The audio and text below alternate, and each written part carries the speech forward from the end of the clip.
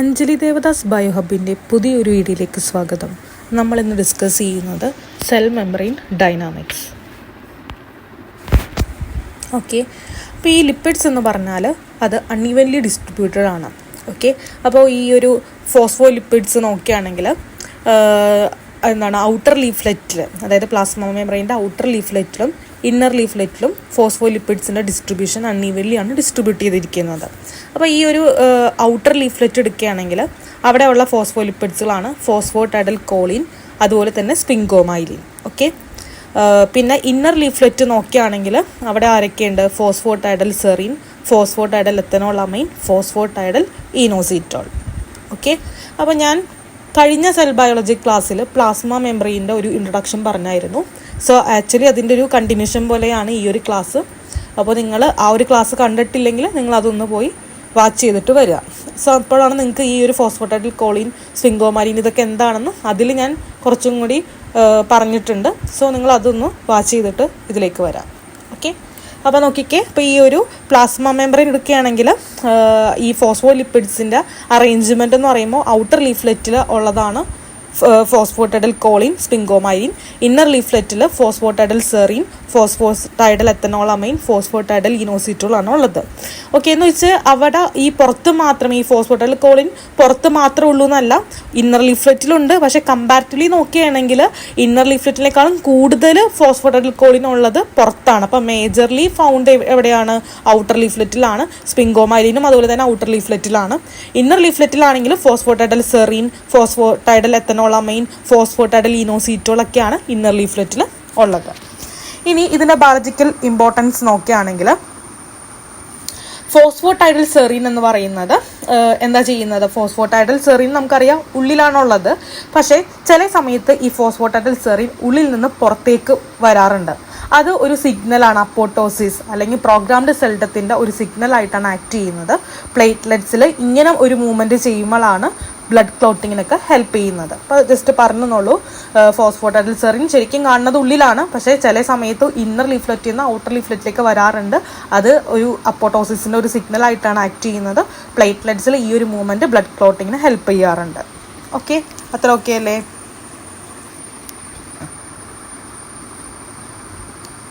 ഇനി membrane dynamics. So cell membrane is not rigid. ഇപ്പോൾ ഈ സെൽ മെംബ്രെയിൻ്റെ പ്രത്യേകത എന്താണ്? സെൽ മെംബ്രെയിൻ എന്ന് പറഞ്ഞാൽ അത് റിജിഡ് അല്ല. ഓക്കെ, സെൽ മെംബ്രെയിൻ എന്ന് പറയുന്നത് not rigid, it is flexible. അതുകൊണ്ട് പ്രോട്ടീൻസിനും ലിപ്പിഡ്സിനും അങ്ങോട്ടും ഇങ്ങോട്ടൊക്കെ മൂവ് ചെയ്യാൻ പറ്റും. അപ്പോൾ സെൽ മെംബ്രെയിൻ എന്ന് പറഞ്ഞാൽ വെറുതെ ഇങ്ങനെ അനങ്ങാപ്പാറ പോലെ ഇരിക്കുന്ന ഒരു റിജിഡ് ആയിട്ടുള്ളൊരു സ്ട്രക്ചർ അല്ല, അത് ഫ്ലെക്സിബിൾ ആണ്. പ്രോട്ടീൻസിനും ലിപ്പിഡ്സിനും എന്ത് ചെയ്യാൻ പറ്റുന്നുണ്ട്? മൂവ്മെൻറ്റ് പോസിബിൾ ആണ്. ഓക്കെ, പിന്നെ അവിടെ ട്രാൻസ്ബൈലാർ മൂവ്മെൻറ്റ്. ട്രാൻസ്ബൈലാർ മൂവ്മെൻറ്റ് എന്ന് പറഞ്ഞാൽ ഫ്ലിപ്പ് ഫ്ലോപ്പ് മൂവ്മെൻ്റ് ആണ്. അതെന്താണ് നമ്മൾ പഠിക്കുന്നുണ്ട്. അപ്പോൾ ഈ ലിപ്പിഡ്സിന് ഒരു ലെയറിൽ നിന്ന് മറ്റേ ലെയറിലേക്കൊക്കെ പോകാൻ പറ്റുന്ന മൂവ്മെൻറ്റുകളാണ് ഈ ഫ്ലിപ്പ് ഫ്ലോപ്പ് മൂവ്മെൻറ്റ് എന്ന് പറയുന്നത്. സോ അങ്ങനെയുള്ള ലിപ്പിഡ് മോളിക്യൂൾസിൻ്റെ മൂവ്മെൻറ്റുകൾ പോസിബിൾ ആണ്. ഓക്കെ, അതുപോലെ തന്നെ ഈ ഒരു ലാറ്ററൽ മൂവ്മെൻറ്റുകൾ, അതായത് ലിപ്പിഡ്സ് ആയാലും പ്രോട്ടീൻസ് ആയാലും അവർക്കിങ്ങനെ സൈഡ് ടു സൈഡ് ആയിട്ടുള്ള ലാറ്ററൽ മൂവ്മെൻറ്റ്സുകൾ പോസിബിൾ ആണ്. അതുപോലെ തന്നെ ചില സ്പെഷ്യൽ ഏരിയാസ് ഉണ്ട്. ആ ഒരു സ്പെഷ്യൽ ഏരിയാസ് ആണ് ഈ പറയുന്ന മെംബ്രെയിൻ റാഫ്റ്റ്, അതിലേക്ക് ക്യാവിയോലി എന്ന് പറയുന്നത്. അപ്പോൾ ഈ പ്ലാസ്മ മെംബ്രെയിലുള്ള ചില സ്പെഷ്യൽ ഏരിയാസുകളാണ്. ആ ഒരു ഏരിയാസ് കുറച്ച് സെൽ സിഗ്നലിംഗ് അതില്ലെങ്കിൽ ട്രാൻസ്പോർട്ടിനൊക്കെ ഹെൽപ്പ് ചെയ്യുന്ന കുറച്ച് ഏരിയകളാണ് ഈ മെംബ്രെയിൻ റാഫ്റ്റ് അല്ലെങ്കിൽ ക്യാവിയോലിൻസ് എന്നൊക്കെ പറയുന്നത്. ഓക്കെ, അതുപോലെ തന്നെ cell to cell interaction and adhesion, അതായത് സെല്ലുകൾക്ക് തമ്മിൽ ഇൻട്രാക്ട് ചെയ്യാൻ, കമ്മ്യൂണിക്കേറ്റ് ചെയ്യാനും അവർക്ക് ഇങ്ങനെ ഒട്ടിയിരിക്കാനായിട്ടൊക്കെ പോസിബിൾ ആണ്. ഓക്കെ, അതുപോലെ തന്നെ രണ്ട് മെംബ്രെയിൻസുകൾ ഒരുമിച്ച് ഫ്യൂസ് ചെയ്യാനായിട്ടൊക്കെ സാധിക്കും. മെംബ്രെയിൻ ഫ്യൂഷനൊക്കെ പോസിബിൾ ആണ്. ഓക്കെ, അപ്പം ഞാൻ ഈ ഒരു സെൽ മെംബ്രെയിൻ്റെ ഒരു പ്രത്യേകത പറയുന്നതാണ്. സെൽ മെംബ്രെയിൻ എന്ന് പറയുമ്പോൾ എപ്പോഴും റിജിഡ് അല്ല, അത് ഫ്ലൂയിഡ് ആയിട്ടുള്ളൊരു നേച്ചറായിട്ടാണ്. അതായത് പ്രോട്ടീൻസ് ലിപ്പിഡ്സിനൊക്കെ മൂവ് ചെയ്യാനായിട്ടൊക്കെ സാധിക്കും. പിന്നെ ഈ ഒരു മെംബ്രെയിൻ നോക്കുകയാണെങ്കിൽ അവിടെ ലിപ്പിഡ്സിന് ഫ്ലിപ്പ് ഫ്ലോപ്പ് മൂവ്മെൻറ്റ്സുകൾ പോസിബിൾ ആണ്. ലാറ്ററലി അവർക്ക് ലിപ്പിഡ്സിന് മൂവ് ചെയ്യാൻ പറ്റും. ചില സ്പെഷ്യൽ ഏരിയാസുകളുണ്ട്, ലിപ്പിഡ് റാഫ്റ്റ്, ക്യാവിയോലിൻസ്, അതൊക്കെ സിഗ്നലിങ്ങിനൊക്കെ ഹെൽപ്പ് ചെയ്യുന്ന കുറച്ച് ആൾക്കാരാണ് പിന്നെ cell to cell interaction possible ആണ്, മെംബ്രെയിൻ ഫ്യൂഷനൊക്കെ പോസിബിൾ ആണ്. അപ്പോൾ ഞാൻ പറഞ്ഞായിരുന്നു ഈ കുറച്ച് ലിപ്പിഡ് മോളിക്യൂൾസിന് മൂവ് ചെയ്യാൻ പറ്റും. അപ്പോൾ എങ്ങനത്തെ ഉള്ള മൂവ്മെൻറ്റ്സുകളാണ് ഉള്ളത് നോക്കുക. So type of membrane movement, first lateral diffusion. ഇപ്പോൾ ലാറ്ററൽ ഡിഫ്യൂഷൻ എന്ന് പറഞ്ഞാൽ എന്താണ്, ലിപ്പിഡ് മോളിക്യൂൾസിന് സൈഡ് വേ ഇങ്ങനെ സൈഡ് ടു സൈഡ് സെയിം ലെയറിൽ തന്നെ അങ്ങോട്ടും ഇങ്ങോട്ടും മൂവ് ചെയ്യാനായിട്ട് സാധിക്കും. അതിനെയാണ് ലാറ്ററൽ ഡിഫ്യൂഷൻ എന്ന് പറയുന്നത്. ഓക്കെ, ഇനി അടുത്തൊരു മൂവ്മെൻ്റ് ആണ് റൊട്ടേഷൻ. അപ്പോൾ ലാറ്ററൽ ഡിഫ്യൂഷൻ എന്ന് പറഞ്ഞാൽ സെയിം ലെയറിലോ ഇരിക്കുന്ന ഒരാൾക്ക് ഈ അറ്റത്തു നിന്ന് അങ്ങേ അറ്റത്തേക്കൊക്കെ പോകുക, അങ്ങനെ ഒരു ലാറ്ററൽ ഡിഫ്യൂഷൻ പോസിബിൾ ആണ്. ഓക്കെ, ഇനി റൊട്ടേഷൻ എന്ന് പറഞ്ഞാൽ ലിപ്പിഡ്സിൻ്റെ സ്ട്രക്ചർ നോക്കുമ്പോൾ നിങ്ങൾക്ക് അറിയാലോ, ഒരു ഹെഡ് ഉണ്ട്, ഒരു ടെയിൽ ഉണ്ട്. അപ്പോൾ ആ ഒരു ഹെഡിൻ്റെ ഭാഗത്ത് അവർക്ക് ഇങ്ങനെ സ്പിൻ ചെയ്യാൻ പറ്റും. ലിപ്പിഡ് മോളിക്യൂൾസിന് ഇങ്ങനെ അവരുടെ ആക്സിസിൽ കിടന്ന് ഇങ്ങനെ സ്പിൻ ചെയ്യാൻ പറ്റും. ഒരു 30,000 ടൈംസ്, ഒരു മിനിറ്റിൽ തന്നെ ഒരു 30,000 തവണ എങ്കിലും അതിന് റൊട്ടേറ്റ് ചെയ്യാനായിട്ട് സാധിക്കും. ആ പ്ലേസിൽ വെച്ച് തന്നെ അവർക്ക് ഇങ്ങനെ റൊട്ടേറ്റ് ചെയ്യാനായിട്ട് പറ്റും. അതൊരു മൂവ്മെൻ്റ് ആണ്, ലിപ്പിഡ് മോളിക്യൂൾസിൻ്റെ ഒരു മൂവ്മെൻ്റ് ആണ്. അതാണ് റൊട്ടേഷൻ എന്ന് പറയുന്നത്. ഇനി സ്വിംഗ് എന്ന് പറഞ്ഞാൽ എന്താണ്, സ്വിങ് അതായത് ഒരു സൈഡിൽ നിന്ന് വേറെ സൈഡിലേക്ക്, ഇപ്പോൾ ഒരു ക്ലോക്കിൻ്റെ പെൻഡുലം പോലെ ഒരു സൈഡിൽ നിന്ന് അപ്പുറത്തെ സൈഡിലേക്ക് ഇങ്ങനെ അതും ഒരു സൈഡ് ടു സൈഡാണ്, പക്ഷേ ഇങ്ങനെ ഒരു ഊഞ്ഞാലാടുന്ന പോലെ സൈഡിൽ കൂടെ ഉള്ള ഒരു സ്വിങ്ങിങ് മോഷനെയാണ് സ്വിങ് എന്ന് പറയുന്നത്. ഓക്കെ, പിന്നെ ഫ്ലക്ഷൻ എന്ന് പറഞ്ഞാൽ എന്താണ്, ഫ്ലക്ഷൻ എന്ന് പറഞ്ഞാൽ നമ്മളുടെ ഫാറ്റി ആസിഡിൻ്റെ ടെയിൽ ഭാഗമില്ലേ, ഹെഡുണ്ട് ടെയിലുണ്ട്, അതിൽ ആ ടെയിൽ ഭാഗത്തിന് ഇങ്ങനെ ബെൻഡ് ചെയ്യാനായിട്ടൊക്കെ സാധിക്കും. മനസ്സിലായോ? അപ്പോൾ ബെൻഡ് ചെയ്യാനായിട്ടും അതുപോലെ തന്നെ സ്ട്രെയിറ്റൺ ചെയ്യാനായിട്ടൊക്കെ സാധിക്കും. സോ അത് ഒന്നും കൂടി മെംബ്രെയിനെ ഫ്ലെക്സിബിൾ ആക്കാൻ ഹെൽപ്പ് ചെയ്യും. അപ്പോൾ ഒരു ലിപ്പിഡിൻ്റെ ടെയിൽസിന് ഒരു ബെൻഡിങ് മൂവ്മെൻറ്റ് പോസിബിൾ ആണ്. അതിനെയാണ് ഫ്ലക്ഷൻ എന്ന് പറയുന്നത്. ഓക്കെ, പിന്നെ ഉള്ളതാണ് ട്രാൻസ്വേഴ്സ് ഡിഫ്യൂഷൻ. ട്രാൻസ്വേഴ്സ് ഡിഫ്യൂഷനെയാണ് ഈ ഫ്ലിപ്പ് ഫ്ലോപ്പ് മൂവ്മെൻറ്റ് എന്ന് പറയുന്നത്. അതായത് ഒരു ലിപ്പിഡ് മോളിക്യൂളിന് ഒരു ലെയർ, ഓക്കെ, നമുക്കറിയാം ഡബിൾ ലെയർ, ബൈ ലെയർ ആണ് പ്ലാസ്മ മെംബ്രെയിൻ. അപ്പോൾ ഒരു ലെയറിൽ നിന്നുള്ള ലിപ്പിഡ് മോളിക്യൂളിന് മറ്റേ ഓപ്പോസിറ്റ് ലെയറിലേക്ക് മൂവ് ചെയ്യാൻ പറ്റുന്നതിനെയാണ് ഫ്ലിപ്പ് ഫ്ലോപ്പ് മൂവ്മെൻറ്റ് എന്ന് പറയുന്നത്. പക്ഷെ അവർക്കൊരു പ്രത്യേകതയുണ്ട്, അവർക്ക് 2 ആൾക്കാർ വേണം, ഫ്ലിപ്പ് പേസും ഫ്ലോപ്പ് പേസിൻ്റെയും ആവശ്യമുണ്ട്. ഓക്കെ, അപ്പോൾ ഈ ഒരു മൂവ്മെൻറ്റ് എന്ന് പറയുന്നത് വളരെ റയർ ആയിട്ടുള്ള കാര്യമാണ്. കാരണം നമുക്കറിയാം ഈ പറയുന്ന ഹെഡ് എന്ന് പറയുന്നത് വാട്ടർ ലവിങ് ആയിട്ടുള്ള ഹെഡും ടെയിൽ എന്ന് പറയുന്നത് ഈ ഹൈഡ്രോഫോബിക് ആയിട്ടുള്ള ടെയിലാണ് ഉള്ളത് അല്ലേ. അപ്പോൾ അവിടെ ആ ഒരു വാട്ടർ ലവിങ് ആയിട്ടുള്ള ഹെഡിൽ നിന്ന് ആ ഒരു പുറത്ത് ഭാഗത്ത് നിന്ന് ഉള്ളിലേക്കുള്ളൊരു മൂവ്മെൻ്റ് ആണല്ലോ, അത് റയറായിട്ട് നടക്കുന്നത്, ധാരാളം എനർജി ആവശ്യമാണ്. ഓക്കെ, അപ്പോൾ അവർക്ക് ചില സ്പെഷ്യൽ എൻസൈംസുകൾ വേണം, ഇങ്ങനെ ഒരു ലെയറിൽ നിന്ന് അപ്പുറത്തെ ലെയറിലേക്കും അപ്പുറത്തെ ലെയറിൽ നിന്ന് മറ്റേ ലെയറിലേക്കൊക്കെ അങ്ങനെ പോകാനായിട്ട് അവർക്ക് നല്ല എനർജി, ലോട്ട് ഓഫ് എനർജി വേണം. അതുകൂടാതെ ചില സ്പെഷ്യൽ എൻസൈംസുകൾ വേണം. ആ എൻസൈംസുകളാണ് ഫ്ലിപ്പേസസും ഫ്ലോപ്പേസസും. അപ്പോൾ ഈ ഫ്ലിപ്പേസസ് എന്താ ചെയ്യുന്നത്, ലിപ്പിഡ്സിനെ ഔട്ടർ ലെയറിൽ നിന്ന് ഉള്ളിലത്തെ ലെയറിലേക്ക് കൊണ്ടുവരികയാണ് ചെയ്യുന്നത്. ഫ്ലോപ്പേസസ് ആണെങ്കിലോ അവർ ഉള്ളിൽ നിന്ന് പുറത്തേക്ക് കൊണ്ടുവരും. അപ്പോൾ അത് മാറിപ്പോവാതിരിക്കാൻ എന്തോർത്താൽ മതി, ഈ ഫ്ലിപ്പേസ് എന്ന് പറയുമ്പോൾ FLI എന്ന് പറയുമ്പോൾ ഇന്നർ എന്ന് ഓർത്താൽ മതി. അതായത് പുറത്തുനിന്ന് ഉള്ളിലേക്ക് പോകുന്ന ആൾക്കാരാണ് ഫ്ലിപ്പേസ്. ഫ്ലോപ്പേസസ് എന്ന് പറയുമ്പോൾ FLO എന്ന് പറയുമ്പോൾ ഔട്ടർ, പുറത്തേക്കാണ് പോകേണ്ടത്. അപ്പോൾ ഉള്ളിൽ നിന്ന് പുറത്തേക്ക് ഹെൽപ്പ് ചെയ്യുന്ന എൻസൈമാണ് ഫ്ലോപ്പേസസ്. പക്ഷേ ഈ ഒരു ഫ്ലിപ്പ് ഫ്ലോപ്പ് മൂവ്മെൻറ്റ് എന്ന് പറയുന്നത് റയർ ആണ്. അതുമാത്രമല്ല അത് എൻസൈം അസിസ്റ്റഡ് ആണ്. ഓക്കെ, അത്ര ഓക്കെ അല്ലേ?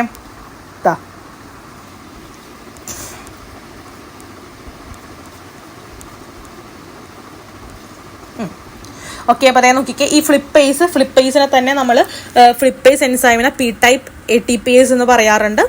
ഞാൻ പറഞ്ഞായിരുന്നു ഈ ഒരു മൂവ്മെൻറ്റിന് ATP ആവശ്യമാണ്. പിന്നെ അതൊരു സ്പെസിഫിക് ആണ്, അതായത് കൂടുതലായിട്ടും അവർ ഈ പറയുന്ന ഫ്ലിപ്പേസസ് എന്ന് പറയുമ്പോൾ ഉള്ളിൽ നിന്ന് പുറത്തുനിന്നുള്ള ഒരാളെ ഉള്ളിലേക്ക് കൊണ്ടുവരുന്ന ആൾക്കാരാണ്.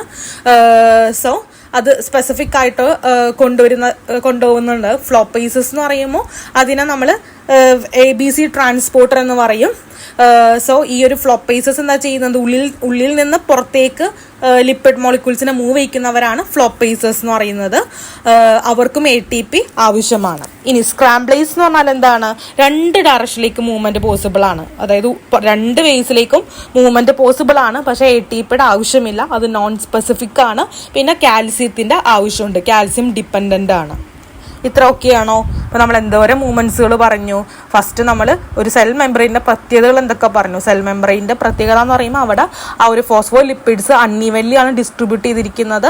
ആ പ്ലാസ്മ മെംബ്രെയിൻ്റെ ഔട്ടർ ലീഫ്ലെറ്റ് നോക്കുകയാണെങ്കിൽ അവിടെ ഫോസ്ഫോടൈഡൽ കോളിനും സ്പിംഗോമൈലിൻസ് പോലുള്ള ഫോസ്ഫോ ലിപ്പിഡ്സ് പ്രസൻ്റ് ആണ്. ഇന്നർ ലീഫ്ലെറ്റ് നോക്കുകയാണെങ്കിൽ ഫോസ്ഫോടൈഡൽ സെറിനും ഫോസ്ഫോടൈഡൽ എത്തനോൾ അമൈൻ ഫോസ്ഫോടൈഡൽ ഇനോസിറ്റോളൊക്കെ പ്രസൻ്റ് ആണ്. പിന്നെ ഫോസ്ഫോടൈഡൽ സെറീൻ ശരിക്കും ഉള്ളിലാണ് കാണുന്നത്. ആ ഉള്ളിലുള്ളവരെ പുറത്തേക്ക് കൊണ്ടുവരുന്നത് അപ്പോട്ടോസിസിൻ്റെ ഒക്കെ സമയത്താണ്. പ്ലേറ്റ്ലെറ്റ്സിലാണെങ്കിൽ ഇങ്ങനൊരു മൂവ്മെൻറ്റ് ബ്ലഡ് ക്ലോട്ടിങ്ങിന് ഹെൽപ്പ് ചെയ്യാറുണ്ട്. പിന്നെ ഒരു സെൽ മെമ്പറൈൻ എന്ന് പറയുമ്പോൾ റിജിഡ് അല്ല, അവിടെ പ്രോട്ടീൻസിനും ലിപ്പിഡ്സിനൊക്കെ മൂവ് ചെയ്യാനായിട്ട് സാധിക്കും. പിന്നെ അവിടെ ഫ്ലിപ്പ് ഫ്ലോപ്പ് മൂവ്മെൻറ്റ്സ് പോസിബിൾ ആണ്, ലാറ്ററൽ മൂവ്മെൻറ്റ്സ് പോസിബിൾ ആണ്. അതുപോലെ ചില സ്പെഷ്യൽ ഏരിയാസുകളുണ്ട് സിഗ്നലിനും ട്രാൻസ്പോർട്ടിനൊക്കെ ഹെൽപ്പ് ചെയ്യുന്നത്. അതാണ് ലിപ്പിഡ് റാഫ്റ്റ്, കാവിയോലിൻസ് എന്നൊക്കെ പറയുന്നത്. അവിടെ cell to cell interaction possible ആണ്, മെംബ്രെയിൻ ഫ്യൂഷൻസ് ഒക്കെ പോസിബിൾ ആണ്. അപ്പോൾ ടൈപ്പ് ഓഫ് മെംബ്രെയിൻ മൂവ്മെൻറ്റുകൾ എന്തൊക്കെയായിരുന്നു? ലാറ്ററൽ ഡിഫ്യൂഷൻ എന്ന് പറഞ്ഞാൽ ലിപ്പിഡ് മോളിക്യൂൾസിനെ ജസ്റ്റ് ഒരു സെയിം ലെയറിൽ തന്നെ ആയിക്കോളൂ. ഇവിടെ ഉള്ളൊരു ലിപ്പിഡ് മോളിക്യൂൾ അപ്പുറത്തെ ലെയറിലേക്ക് പോകും. അപ്പുറത്തെ ലെയറിലേക്കല്ല, സെയിം ലെയറിൽ തന്നെ വേറെ സൈഡിലേക്ക് പോകും. അതാണ് സൈഡ് ടു സൈഡ് മൂവ്മെന്റ് ആണ് ലാറ്ററൽ ഡിഫ്യൂഷൻ എന്ന് പറയുന്നത്. റൊട്ടേഷൻ എന്ന് പറഞ്ഞാൽ ആ ഒരു ഹെഡ് ഭാഗം ഇങ്ങനെ നന്നായിട്ട് റൊട്ടേറ്റ് ചെയ്യും. ഇപ്പോൾ ഒരു മിനിറ്റിൽ തന്നെ ഇത്ര റൗണ്ട് 30,000 ടൈംസ് ഒക്കെ റൊട്ടേറ്റ് ചെയ്യാൻ പറ്റുന്നുണ്ട്. അപ്പോൾ അങ്ങനെ ആ ഒരു റൊട്ടേഷൻ ഒരു ആക്സിസിൽ കിടന്ന് സ്പിൻ ചെയ്യുന്നതാണ് റൊട്ടേഷൻ എന്ന് പറയുന്നത്. സ്വിങ് എന്ന് വെച്ചാൽ സൈഡ് ടു സൈഡ് തന്നെയാണ്, ഇങ്ങനെ ഒരു പെൻഡുലം പോലെ അങ്ങോട്ടും ഇങ്ങോട്ടും മൂവ് ചെയ്യും. ഫ്ലക്ഷൻ എന്ന് പറയുന്നത് ഈ ലിപ്പിഡിന്റെ ടെയിലിന് ഇങ്ങനെ ബെൻഡ് ചെയ്യാനായിട്ടും നേരെ ആക്കാനായിട്ടൊക്കെ സാധിക്കും. പിന്നെ ട്രാൻസ്വേഴ്സ് ഡിഫ്യൂഷനാണ് ഫ്ലിപ്പ് ഫ്ലോപ്പ് മൂവ്മെന്റ് വരുന്നത്. അതായത് ലിപ്പിഡ്സിന് ഒരു ലെയറിൽ നിന്ന് മറ്റേ ലെയറിലേക്ക് ഇങ്ങനെ ഓപ്പോസിറ്റ് ലെയറിലേക്കൊക്കെ ഇങ്ങനെ മൂവ് ചെയ്യാൻ പറ്റും. പക്ഷെ അത് വളരെ റയറായിട്ട് നടക്കുന്നതാണ്. അതിന് ATP ഒക്കെ ആവശ്യമാണ്. പിന്നെ സ്പെഷ്യൽ എൻസൈംസുകൾ വേണം. അതാണ് ഫ്ലിപ്പേസസും ഫ്ലോപ്പേസസും. അതിൽ ഈ ഫ്ലിപ്പേസസ് എന്ന് പറഞ്ഞാൽ എന്താ ചെയ്യുന്നത്? ഔട്ടർ ലീഫ്ലെറ്റിൽ നിന്ന് ഇന്നർ ലീഫ്ലെറ്റിലേക്ക് പോകും. ഫ്ലോപ്പേസസ് ആണ് ഇന്നർ ഭാഗത്ത് നിന്ന് ഔട്ടർ ഭാഗത്തേക്ക് പോകും. ഫ്ലിപ്പേസസ് ആണ് ഈ P ടൈപ്പ് ATPase എന്ന് പറയുന്നത്. ഫ്ലോപ്പേസസ് ആണ് ABC ട്രാൻസ്പോർട്ട്. പിന്നെ ഇവർക്ക് രണ്ടുപേർക്കും ATP വേണം. സ്ക്രാംബ്ലേസസ് എന്ന് പറഞ്ഞാൽ 2 ഡയറക്ഷനിലേക്കും പോസിബിൾ ആണ്. മനസ്സിലായി? 2 ഡയറക്ഷനിലേക്കും മറ്റേ ടൈം 2 ഡയറക്ഷനിലേക്കും പോസിബിൾ ആണ്. ATPയുടെ ആവശ്യമൊന്നുമില്ല. പക്ഷെ അവർ കാൽസ്യം ഡിപ്പെൻഡൻ്റ് ആണ്. അത്ര ഓക്കെ അല്ലേ?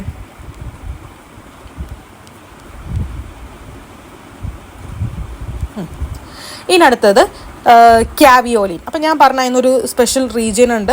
ആ ഒരു റീജിയനെ കുറിച്ചൊന്ന് ജസ്റ്റ് ഒന്ന് പറഞ്ഞു പോകുന്നതാണ്. ഈ ക്യാവിയോലിനെ പറ്റി ഞാൻ കഴിഞ്ഞ പ്ലാസ്മ മെമ്പറിൻ്റെ ക്ലാസ്സിലും പറഞ്ഞിട്ടുള്ളതാണ്. അതൊന്നുകൂടി ഞാൻ ജസ്റ്റ് റിപ്പീറ്റ് ചെയ്ത് പറയണമെന്നുള്ളൂ. ക്യാവിയോലിൻ എന്ന് പറയുന്നത് ഒരു ഇൻ്റഗ്രൽ മെംബ്രെയിൻ പ്രോട്ടീൻ ആണ്. അതിങ്ങനെ ഒരു ലിറ്റിൽ കേവ്സ് പ്ലാസ്മ മെമ്പറിൽ ഇങ്ങനെ ഒരു ഉള്ളിലേക്ക് ഇങ്ങനെ ഒരു കേവ് പോലെ ഫോം ചെയ്യും. അതുകൊണ്ട് ലിറ്റിൽ കേവ്സ്. ഓക്കെ. പിന്നെ എന്താണ് അവരുടെ പ്രത്യേകത? അവരെ ഫങ്ഷൻ എന്ന് പറഞ്ഞാൽ ഈ ഒരു ക്യാവിയോലിൻ ഇന്നർ ലീഫ്ലെറ്റിലായിട്ടാണ് കാണുന്നത്. പിന്നെ അവരെ ഫങ്ഷൻ എന്ന് പറഞ്ഞാൽ മെംബ്രെയിൻ ട്രാഫിക്കിംഗ്, അതായത് മോളിക്യൂൾസിനെ ട്രാൻസ്പോർട്ട് ചെയ്യാനായിട്ടും സിഗ്നൽ ട്രാൻസ്ഡക്ഷനൊക്കെ ഹെൽപ്പ് ചെയ്യാറുണ്ട്. അപ്പോൾ ക്യാവിയോലിൻ എന്ന് പറയുന്ന ഒരു ഇൻ്റഗ്രൽ മെംബ്രെയിൻ പ്രോട്ടീൻ ആണ്. ക്യാവിയോലെ അതായത് ഇങ്ങനെ ഉള്ളിലോട്ട് ഇങ്ങനെ ഒരു കർവ് ചെയ്ത് ഒരു ഫ്ലാക്സ് ഷേപ്പിൽ ഇങ്ങനെ ഉള്ളിലോട്ട് കർവ് ചെയ്ത് വെക്കും. അപ്പോൾ അതാണ് ക്യാവിയോലിൻ. അവർ ഇന്നർ ലീഫ്ലെറ്റിലാണ് ഉള്ളത്. ഫങ്ഷൻ എന്ന് പറയുമ്പോൾ മെംബ്രെയിൻ ട്രാഫിക്കും സിഗ്നൽ ട്രാൻസ്ഡക്ഷനുമാണ്. ഓക്കെ. പിന്നെ അടുത്ത ആളാണ് ലിപ്പിഡ് റാഫ്റ്റ്. ഈ ലിപ്പിഡ് റാഫ്റ്റ് എന്ന് പറയുന്നത് ചെറിയ സ്പെഷ്യലൈസ്ഡ് മെംബ്രെയിൻ റീജിയൻസ് ആണ്. അതിനെ നമ്മൾ മൈക്രോ ഡൊമൈൻസ് എന്ന് പറയാൻ വേണമെങ്കിൽ. ഓക്കെ. അപ്പോൾ ഇതൊരു ലിപ്പിഡ് റാഫ്റ്റ് എന്ന് പറഞ്ഞാൽ മെംബ്രെയിൻ മൈക്രോ ഡൊമൈനുകളാണ്. അതിൽ കൊളസ്ട്രോളും സ്പിംഗോലിപ്പിഡ്സും റിച്ച് ആണ്. ഇപ്പോൾ ഈ ലിപ്പിഡ് റാഫ്റ്റ് എന്ന് പറയുന്നത് കൊളസ്ട്രോളും സ്പിംഗോലിപ്പിഡ്സും റിച്ച് ആണ്. അതിൽ കൊളസ്ട്രോൾ എന്ന് പറയുമ്പോൾ 2ഉം സ്പിംഗോലിപ്പിഡ് 1:2:1 എന്ന റേഷ്യോയിലാണ് അതിലുള്ളത്. വളരെ തിക്കറാണ്, ലെസ് ഫ്ലൂയിഡ് ആണ്. അതിൻ്റെ ഫങ്ഷൻ എന്ന് പറയുമ്പോൾ സെൽ സിഗ്നലും കമ്മ്യൂണിക്കേഷനും ഹെൽപ്പ് ചെയ്യുക തന്നെയാണ്. പിന്നെ ഈ ലിപ്പിഡ് റാഫ്റ്റിനെ ഡിസ്ട്രപ്റ്റ് ചെയ്യാനായിട്ട് സാധിക്കുന്ന പ്രോട്ടീൻസുകളാണ് ഫിലിപ്പിൻ എന്ന് പറയും. അതിന് കൊളസ്ട്രോളായിട്ട് ബൈൻഡ് ചെയ്യാൻ പറ്റും. പിന്നെ മീഥൈൽ ബീറ്റ സൈക്ലോഡെക്സ്ട്രിൻ, അവർക്ക് കൊളസ്ട്രോളിനെ റിമൂവ് ചെയ്യാൻ പറ്റും. അപ്പോൾ ഈ ഒരു ലിപ്പിഡ് റാഫ്റ്റിനെ ഡിസ്ട്രപ്റ്റ് ഹെൽപ്പ് ചെയ്യുന്ന പ്രോട്ടീൻസുകളാണ് ഫിലിപ്പിൻ, അതുപോലെ തന്നെ മീഥൈൽ ബീറ്റ സൈക്ലോഡെക്സ്ട്രിൻ എന്ന് പറയുന്നത്.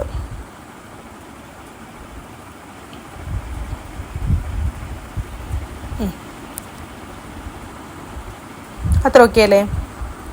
ഇനി അടുത്തതാണ്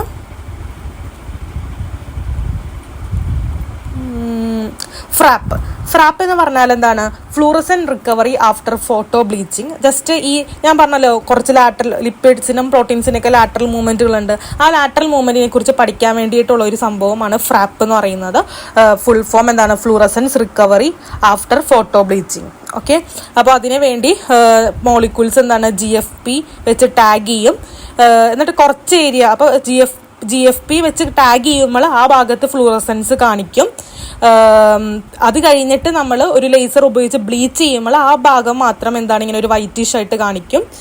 പിന്നെ കുറച്ച് കഴിയുമ്പോൾ അവർക്ക് ആ ഒരു ആ ഒരു ഭാഗത്ത് ഫ്ലൂറസൻസ് തിരിച്ച് കിട്ടുന്നുണ്ട്. ഓക്കെ, അപ്പോൾ ജസ്റ്റ് ആ ഒരു ലാറ്ററൽ ഡിഫ്യൂഷനും ഫ്ലൂയിഡിറ്റിനെ കുറിച്ച് മെഷർ ചെയ്യുന്ന ഒരു സംഭവമാണ് ഫ്രാപ്പ് എന്ന് പറയുന്നത്, fluorescent recovery after after photo bleaching എന്ന് പറയുന്നത്.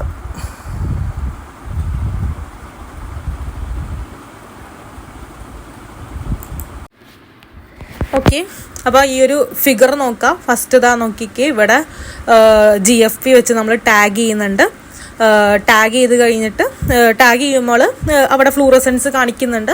അത് കഴിഞ്ഞൊരു ലേസർ ഉപയോഗിച്ച് നമ്മൾ ബ്ലീച്ച് ചെയ്യുമ്പോൾ ആ ഭാഗം മാത്രം വൈറ്റിഷ് ആയിട്ട് കാണിക്കും. അതിന് കുറച്ച് നേരം കഴിയുമ്പോൾ ആ ഫ്ലൂറസൻസ് തിരിച്ച് കിട്ടും. ഓക്കെ, ഫ്ലൂറസൻ റിക്കവർ ചെയ്യും. സോ ഇതാണ് fluorescence recovery after photo bleaching FRAP എന്ന് പറയുന്നത്. അതിനൊരു ഗ്രാഫ് ഉണ്ട്, നോക്കിക്കേ. ആദ്യം ഫ്ലൂറസൻ GFP വെച്ച് ടാഗ് ചെയ്യുമ്പോൾ ഫ്ലൂറസൻസ് കാണിക്കുന്നുണ്ട്. ഓക്കെ, പിന്നെ ബ്ലീച്ച് ചെയ്യുന്ന സമയത്ത് ഒറ്റയടിക്ക് ആ ഫ്ലൂറസൻ ഡിക്ലൈൻ ചെയ്യുന്നുണ്ട്. അത് കഴിഞ്ഞ് ഒരു പർട്ടിക്കുലർ ടൈം കഴിയുമ്പോൾ ആ ഫ്ലൂറസൻസ് തിരിച്ച് റിക്കവറി ചെയ്യുന്നുണ്ട്. അതാണ് ആ ഒരു ഗ്രാഫിൽ കാണിക്കുന്നത്. ഓക്കെ, ഇനി നമുക്ക് അടുത്തത് നോക്കേണ്ടത് മെംബ്രെയിൻ ഫ്ലൂയിഡിറ്റി ആണ്. ഓക്കെ, അതായത് മെംബ്രെയിൻ ഫ്ലൂയിഡിറ്റി എന്ന് പറഞ്ഞാൽ ലിപ്പിഡ്സ് ആയാലും പ്രോട്ടീൻസ് ആയാലും ആ ഒരു മെംബ്രെയിനിൽ കൂടെ മൂവ് ചെയ്യാനായിട്ടുള്ള ഇവരുടെ കഴിവിനെയാണ് മെംബ്രെയിൻ ഫ്ലൂയിഡിറ്റി എന്ന് പറയുന്നത്. അപ്പോൾ എപ്പോഴൊക്കെയാണ് ഈ മെംബ്രെയിൻ ഫ്ലൂയിഡിറ്റി കൂടുന്നത്, അതുപോലെ തന്നെ എപ്പോഴൊക്കെയാണ് മെംബ്രെയിൻ ഫ്ലൂയിഡിറ്റി കുറയുന്നത്, അതെപ്പോഴും എക്സാമിന് ചോദിക്കാറുണ്ട് എന്തൊക്കെ ഫാക്ടേഴ്സുകളാണ്. അപ്പോൾ ഫ്ലൂയിഡിറ്റി കൂട്ടാനായിട്ട് ഹെൽപ്പ് ചെയ്യുന്ന കാര്യങ്ങളാണ് ഒന്ന് അൺസാച്ചുറേറ്റഡ് ഫാറ്റി ആസിഡ്. അപ്പോൾ ഫ്ലൂയിഡിറ്റി കൂടാന്ന് പറഞ്ഞാൽ അവർക്ക് നന്നായിട്ട് മൂവ് ചെയ്യാൻ പറ്റും. ഓക്കെ, ഈ അൺസാച്ചുറേറ്റഡ് ഫാറ്റി ആസിഡ്സ് എന്നൊക്കെ പറയുമ്പോൾ എന്താണ്, അവർക്ക് ഡബിൾ ബോണ്ടുകളൊക്കെ ഉണ്ടാകും. പിന്നെ മാത്രമല്ല അവരിങ്ങനെ കിങ്സുകളൊക്കെ ഫോം ചെയ്യും. അപ്പോൾ അവർക്ക് നന്നായിട്ട് ഇങ്ങനെ ഒരു റിജിഡ് പോലെ ഇരിക്കേണ്ട വരില്ല. ഓക്കെ, അതുകൊണ്ട് അവർക്ക് ഫ്ലൂയിഡിറ്റി കൂട്ടാനായിട്ട് സാധിക്കും. ഇപ്പോൾ അൺസാച്ചുറേറ്റഡ് ഫാറ്റി ആസിഡ്സിന് ഫ്ലൂയിഡിറ്റി കൂട്ടാൻ പറ്റും. അതുപോലെ തന്നെ സിസ് ഡബിൾ ബോണ്ട് എന്ന് പറയുമ്പോൾ ഒരു സെയിം സ്ഥലത്ത് തന്നെ ഹൈഡ്രജൻ വരുന്നതാണ് സിസ് ഡബിൾ ബോണ്ട്. ഓക്കെ, സോ ആ ഒരു സിസ് ഡബിൾ ബോണ്ട് ഉള്ളപ്പോഴും കിങ്സുകൾ ഫോം ചെയ്യും. അപ്പോഴും ഫ്ലൂയിഡിറ്റി കൂടുന്നുണ്ട്. പിന്നെ നല്ല ഹൈ ടെമ്പറേച്ചർ കൊടുക്കുമ്പോൾ ഫ്ലൂയിഡിറ്റി കൂടുന്നുണ്ട്. പിന്നെ മെൽറ്റിംഗ് പോയിന്റ് കുറയുമ്പോഴും അതുപോലെ തന്നെ ലോ ബോയിലിംഗ് പോയിന്റിന്റെ സമയത്തൊക്കെ ഫ്ലൂയിഡിറ്റി ഇൻക്രീസ് ചെയ്യുന്നുണ്ട്. മെൽറ്റിംഗ് പോയിന്റ് കുറവാണെന്ന് വെച്ചാൽ പെട്ടെന്ന് മെൽറ്റ് ആയി പോകും, അപ്പോൾ ഫ്ലൂയിഡിറ്റി കൂടുന്നുണ്ട്. ബോയിലിംഗ് പോയിന്റ് കുറവാണ്, അപ്പോഴൊക്കെ ഫ്ലൂയിഡിറ്റി ഇൻക്രീസ് ചെയ്യുന്നുണ്ട്. ഓക്കെ, ഇനി ഫ്ലൂയിഡിറ്റി ഡിക്രീസ് ചെയ്യുന്നത് എപ്പോഴൊക്കെയാണ്? ഫ്ലൂയിഡിറ്റി ഡിക്രീസ് ചെയ്യാന്ന് പറഞ്ഞാൽ ഇങ്ങനെ ഒരു റിജിഡ് പോലെ ഇരിക്കണം. അപ്പോൾ ഫാറ്റി ആസിഡ് ചെയിൻ ലോങ് ആയിരിക്കണം. Okay, fatty acid chain long ആവുമ്പോൾ അത്രത്തോളം സാധനങ്ങൾ അവിടെ അക്കോമഡേറ്റ് ചെയ്യണ്ടേ. അപ്പോൾ ഫ്ലൂയിഡിറ്റി മര്യാദക്ക് മൂവ് ചെയ്യാനൊന്നും പറ്റില്ല. അപ്പോൾ ഫ്ലൂയിഡിറ്റി ഡിക്രീസ് ചെയ്യും. സാച്ചുറേറ്റഡ് ഫാറ്റി ആസിഡ് ആകുമ്പോൾ ഇങ്ങനെ കറക്റ്റ് പക്കായിട്ട് അവിടെ ഇതായിട്ട് റിജിഡ് പോലെ ഇരിക്കും. അപ്പോൾ സാച്ചുറേറ്റഡ് ഫാറ്റി ആസിഡ് ആകുമ്പോഴും ഫ്ലൂയിഡിറ്റി കുറയുന്നുണ്ട്. പിന്നെ ട്രാൻസ് ഡബിൾ ബോണ്ട് ആകുമ്പോഴും എന്ത് ചെയ്യുന്നുണ്ട്? ഫ്ലൂയിഡിറ്റി കുറയുന്നുണ്ട്. പിന്നെ മെൽറ്റിംഗ് പോയിന്റ് ഹൈ ആണെന്ന് വെച്ചാൽ ഒരുപാട് സമയം എടുക്കും അതൊന്ന് ഉരുകി വരാനായിട്ട്, മനസ്സിലായോ? അപ്പോൾ അങ്ങനെ വരുമ്പോൾ അതിങ്ങനെ പാറ പോലെ തന്നെ ഇരിക്കുന്നത്. അപ്പോൾ ഫ്ലൂയിഡിറ്റി കുറയാണ് ചെയ്യുന്നത്. അതുപോലെ തന്നെ ഹൈ ബോയിലിംഗ് പോയിന്റ് സമയത്തും ഫ്ലൂയിഡിറ്റി കുറയുന്നുണ്ട്. പിന്നെ ഈ കൊളസ്ട്രോൾ, ഇപ്പോൾ ഒരു മെംബ്രെയിനിൽ കൊളസ്ട്രോൾ ധാരാളം ഉണ്ടെങ്കിൽ ആ ഒരു എങ്ങും മൂവ് ചെയ്യാൻ പറ്റാതെ അതിങ്ങനെ പാറ പോലെ ഇരിക്കും ഇല്ലേ ആ ഒരു മെംബ്രെയിൻ. അതുകൊണ്ട് കൊളസ്ട്രോൾ ഉള്ളപ്പോഴും എന്ത് ചെയ്യുന്നുണ്ട്? ഫ്ലൂയിഡിറ്റി കുറയുന്നുണ്ട്. ഓക്കെ, അപ്പോൾ കൊളസ്ട്രോൾ എന്താ ചെയ്യുന്നത്? റിജിഡിറ്റി, ഇങ്ങനെ പാറ പോലെ ഇരിപ്പിക്കുന്ന ആ ഒരു റിജിഡിറ്റി കൂട്ടുകയും ഫ്ലൂയിഡിറ്റി കുറയ്ക്കുന്ന ഒരാളുമാണ് കൊളസ്ട്രോൾ എന്ന് പറയുന്നത്. അപ്പോൾ ഈ ഒരു സംഭവം പഠിച്ചു വെക്കുക. മെംബ്രെയിൻ ഫ്ലൂയിഡിറ്റി എന്ന് പറഞ്ഞാൽ ലിപ്പിഡ്സിനും പ്രോട്ടീൻസിനും മൂവ് ചെയ്യാനുള്ള കഴിവിനെയാണ് മെംബ്രെയിൻ ഫ്ലൂയിഡിറ്റി എന്ന് പറയുന്നത്.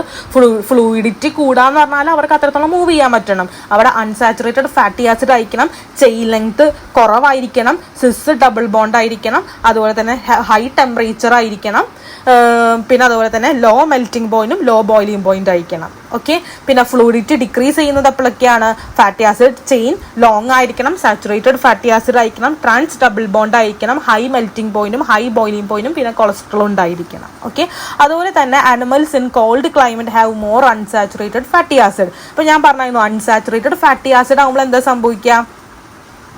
അൺസാച്ചുറേറ്റഡ് ഫാറ്റി ആസിഡ്സ് കൂടുതലാവുമ്പോൾ എന്താ സംഭവിക്കുക? ഫ്ലൂയിഡിറ്റി കൂടോ കുറയോ?